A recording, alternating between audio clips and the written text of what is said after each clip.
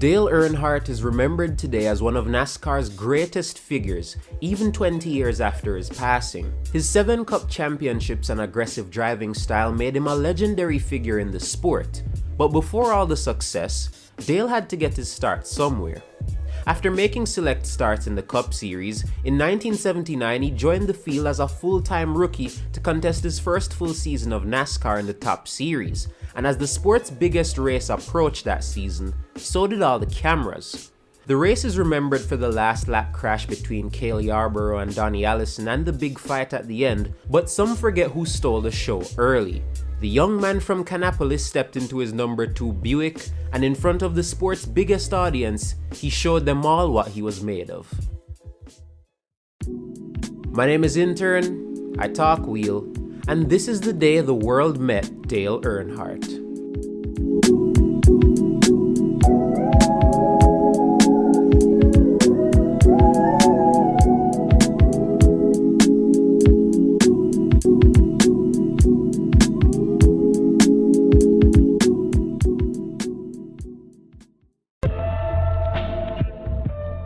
As dawn rose over the Daytona International Speedway in February of 1979, another staging of the Great American Race was upon NASCAR.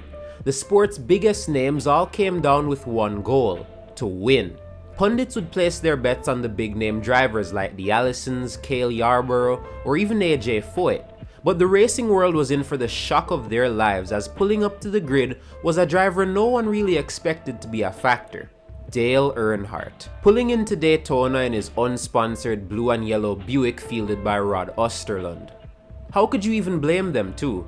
He had only made 8 starts prior to this race for 4 different teams as a journeyman driver before finally landing a full-time seat for 1979. However, among those 8 starts was a 7th place finish at the 1978 Firecracker 400 right here in Daytona. The world didn't know it yet, but despite having a father that specialized in short track racing, it would be the super speedways where Earnhardt's talent would shine the brightest.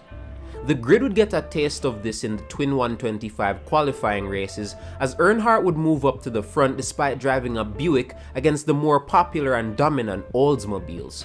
Dale took P4 in his qualifying race after a failed attempt to pass AJ Foyt for P2 resulted in him losing a spot coming to the line. More heads would be turned in Dale's direction after he came close to victory in the Sportsman Series race the day before after a tire failure robbed him of a surefire win. And this was no ordinary Daytona 500 either. This year's staging of the 500 would be the first one ever to be broadcast in full on live TV in the US. CBS would be the channel that was given this privilege. Before then, races were shown delayed. This would be the public's first chance to see the cars racing in real time from the comfort of their homes. With millions watching from home and thousands of people in the grandstands, this would be the biggest stage these drivers would have ever seen at the time. As the pace car led the Daytona 500 field onto the track, the race would begin under caution as the track had been wet by rain that came earlier. But once the track was dry, the racing began. The race lead would then be fought for between the 2 Allison brothers and Cale Yarborough, but all 3 of them would tangle on the exit of turn 2 at one point and spin into the infield grass. With 4 of the biggest names in the race either out or in the back, the fight for the lead was anyone's for the taking, and once the race went back to green with Neil Bonnet in the lead, that's when Dale decided it was time to strike. Using the draft in only ways he could, Earnhardt made a bold 3-wide pass for the lead. It was a move so unexpected that the commentators weren't even sure if Dale was on the lead lap at the time he pulled it off. But he had. He wasn't a lap down. He was indeed the leader. Dale would lead a few laps, 10 actually, before eventually being passed by Benny Parsons.